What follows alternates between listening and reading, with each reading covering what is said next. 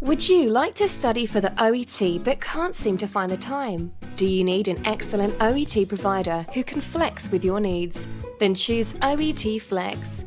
OET Flex allows you to decide when and how you study the OET on demand. Take Italian qualified nurse Elle, for example. She needed to pass the OET to work as a nurse in one of the best children's hospitals in the UK. She was working as a healthcare assistant for over 40 hours each week. So she chose OET Flex with native OET teachers online, in person, and timed around her work for 5 weeks. And guess what? Nurse Elle passed her OET the first time. Learn more at www.oetflex.com.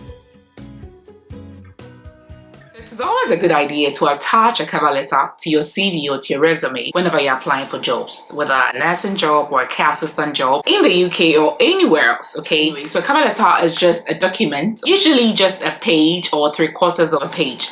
And it's just basically like a supporting statement or a supporting document to your CV that draws the recruiter's attention to a particular part of your CV, you understand? It is not a repetition of everything that's on your CV, no. It just draws the recruiter's attention to a particular part of the CV that makes you stand out, so that it can even push them to go ahead and open the CV file and then read your CV, you understand? So that means that this increases your chances of getting a job. And in this video, I'm going to show you a few tips when you're writing your cover letter. Then I'm going to show you the format and the layout, how cover letter should look like. And then I'll show you a sample of a cover letter that I have made purposely for this video. So if you're interested, stay tuned. Said it before. Hey, stop that. Hi guys, welcome once again to my channel. I have a video about CVs on the channel. If you have not seen it, just go and watch. I promise to come your way again to show you how to write a cover letter. So let's get into it. So basically the tips are nearly the same as when you're writing a CV. So no grammatical errors, check your punctuation, check your font style and your font size, and always make sure that it complements your CV. If your CV design or the style was blue and white, let the cover letter the same. Let it complement it. Make it brief, simple, and straight to the point. Usually 3/4 of a page or a few paragraphs is good enough, and it should not be a repetition of everything that's on your CV. No, do not repeat everything that's on your CV. It's going to bore Peter. And avoid using "to whom it may concern" as the salutation, okay? That's old-fashioned. Use "hi" or "dear hiring manager," or if you know the person's name even better, you address it to use "dear Nanelle," "dear Frey," who is a recruiter, or you can use "dear Sophia" from Hasha and Sophia's channel, right? Who's also a recruiter. I have interviews with all these recruiters I've mentioned, so you can check them out on the channel. So usually, hi, person's name, or if you don't know the person's name, let's say it's Oxford University Hospital, so Oxford University Hospital recruitment team, or whatever it is, okay? But avoid using "to whom it may concern." And as usual, always make sure that you make a separate cover letter for each job application, because like I always say, it's supposed to be tailored to meet the requirements of that particular job you are applying for. So you don't have to use one cover letter for all your job applications. It's supposed to be tailored to that particular job you're applying for. So make one separate one for each job application, right? Now let's go to the structure or the layout or the format for cover letters. There's something that I need to point out. So there are 2 types of cover letters, okay? There's one where you put your name and your address and everything, and then you, just like you're supposed to do a formal letter, your sender's address, the recipient's address, and then everything, just like a formal letter. There's one like that, and there's another one where you don't need all that information, but it depends on the way you're applying for the job, okay? So usually if you have an email, which is usually the very common one, if you have the email of the hiring manager and then you are sending your CV to the person, right? When you type the email address of the hiring manager, right, you don't just attach your CV and that's it to the email. You have to kind of like introduce yourself and then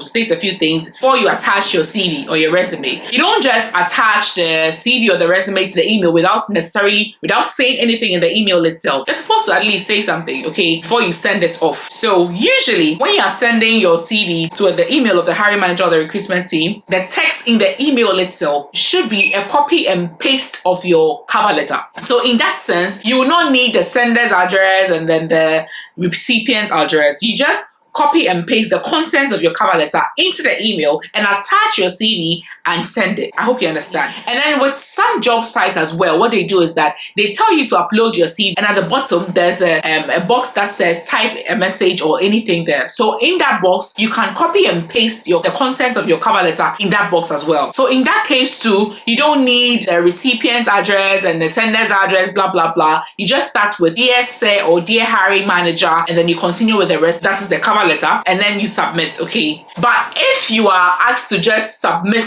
or upload your CV, then you already have the cover letter, and then you save it together with the CV. So if your CV is 2 pages, the cover letter addition will become 3 pages, but the cover letter should obviously be the one on top, like the first page. So you send them together so that if they see the cover letter first, then they can be interested in reading the rest of the resume or the CV. I hope you understand. So there are 2 ways. Either you are just uploading a CV on a job site, or you are sending your CV to a particular email address where just copy and paste the content of your cover letter as the body of the email and then attach your CV and send. Or if it's a job site that allows you to add a particular message to the CV that you've uploaded, you just copy and paste the content of your cover letter as well. And in those 2 cases that I just described, there's no need writing the recipient's address and the sender's address and all that. But if it's just you uploading a CV alone and there's no option for you to add any message, then you just use the proper format of a cover letter where there's a heading and the sender's address and the recipient's address and then all that I'm going to show you shortly. Then you attach it to the CV and upload all together, because usually there's no space that says that upload cover letter, upload CV. It's usually just upload CV. So you have to put them together when you're saving it and then upload them together. I hope you understand. Yeah, so those are the 2 ways. And also, unless the job site says no cover letter needed, you should add a cover letter. It is advisable that you add a cover letter. I use the help of my perfectcv.co.uk or something to prepare this one I'm about to show you. This is an example of the one that you are attaching to the CV, okay, and then uploading all together. So as you can see, my name is there, and then I would usually have to put my address and my number and my email, just like I would have done for my CV, okay? And then the recipient's address, if you know the address, whatever hospital or whatever care home it is, you put it there. If you have the job adverts details, you can say regarding, the international nurse, blah blah blah, and then the salutation, then just 2, 3, 4 paragraphs max, and then you sign off with yours sincerely. Okay, so now let's talk about the content. So the first paragraph greets them hi, then you introduce yourself, and then you let them know why you're writing to them. So you can say that, dear hiring manager, I'm writing to you in relation to the job advert I saw on LinkedIn or wherever. Then let them know the kind of job that you're applying for, because probably maybe they put out several vacancies. Maybe they're looking for a physician assistant, they're looking for what, you're looking for what. So you have to let them know which of the vacancies that you are applying for. For the next paragraph, you have to now explain why you think you're suitable for the job. Here, say things that you think make you stand out from the rest of the applicants, okay? Think about it and see that what makes me stand out from everybody else that is applying. That's what you are supposed to put there. Probably you've worked in the same role. Let's say they are looking for a diabetic nurse or a nurse to work in a diabetic ward, and let's say you are currently the diabetic nurse lead in your facility. So that is probably what will make you stand out from the other applicants. So that's what you're supposed to put there. Put there what makes you stand out. Do not repeat your CV there. They already have your CV to go through. And then at the last paragraph, let them know that you're available for an interview, and then you're also available for any other job vacancy that they have that they think you're a good fit for. You understand? Let them know that aside the job that you're applying for, if they have other roles that they need people for, you are available, and then you're also available for an interview, and then you sign off. Okay, let me let you see what I wrote. For the first paragraph, I wrote, I am contacting you to express my interest in, then you mention the title with, then you mention the name of the company. Okay, so after reviewing the position's requirements, I believe that my qualifications and educational pursuits are a great fit with the kind of candidates that your company is looking for. Then the second part, this is where you have to let them know why you stand out. So that is why you have to always check the requirements of the job. So for instance, if I go to track.jobs, and then I'm looking for a nursing job, okay, and then the keyword I'm looking for one that said international nurse, international, okay, so Let me say done.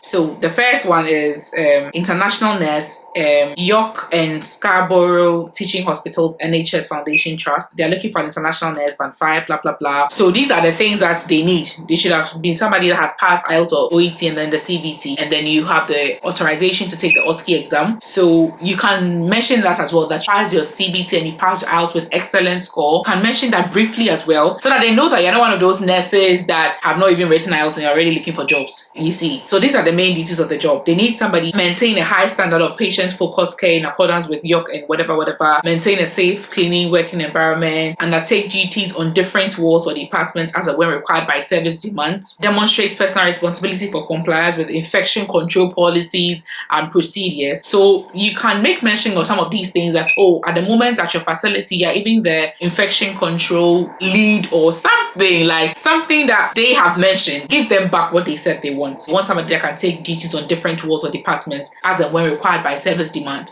So you can even put that you currently shuffle between what departments and what departments at your current workplace. So you think you're a perfect fit for that job. You understand? So you're basically giving them back what they are asking for or what they want. So always look at the main details of the job that you're applying for and use some of the words that they use to put back to let them know that this is what you said you want and I have it. So sometimes some job sites use something called application tracking system. What that means is that there are some specific keywords that the employer needs you to include in your cover letter or CV. Okay, so when you go on their website and then you check the main duties of the job and then you check the requirements of the job specification, and then you pick some of those keywords and then you use those keywords in your cover letter and in your CV, you are likely to be shortlisted because you've used the same keywords that they are looking for them. The system automatically select your application. You understand? In the second one, you can say that the value that I will bring to your organization includes a strong skill set which I have developed through my whatever I am well versed in. So you can say I'm well versed in shuffling between several departments whenever it is required of me. I am well versed in infection prevention control policies and all, in procedures and all that, because they said those things. So let them know why you think you're a good fit for the job. Is it your experience? Is it the number of years of experience? Is it your qualifications, some specific qualifications that you have? Is it your skills, the relevant skills that you have?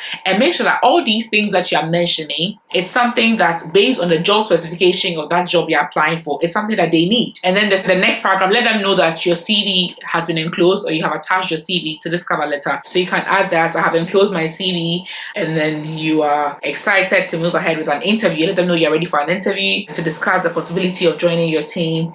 And then you can say that please don't hesitate to contact me for any additional background details or to schedule a meeting. And then you thank them for their time, thank them for considering your application as well. If you have gaps in the CV, you can also briefly explain why you have gaps over there. So let's say you have gaps due to medical issues, travel, childcare, because you relocated to a different place, whatever it is, make mention of that there as well. So basically that's that. But another thing that I want you to add is that, don't forget to add this. You say that I welcome the opportunity to be contacted if you feel I'll be a strong candidate for this job or any other position in your organization.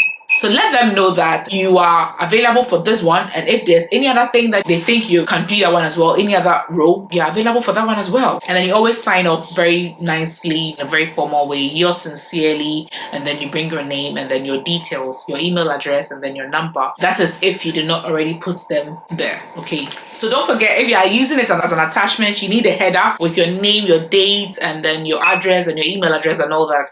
But if you're just using it as the body of an email, then you don't need all those things, but you just have to add your details when you're signing off. Okay, another thing that I have to add is that if you have a bad CV, there's nothing that a good cover letter can do, honestly. So make sure you kill both. Thank you for watching. If you have any questions, let me know below. Bye.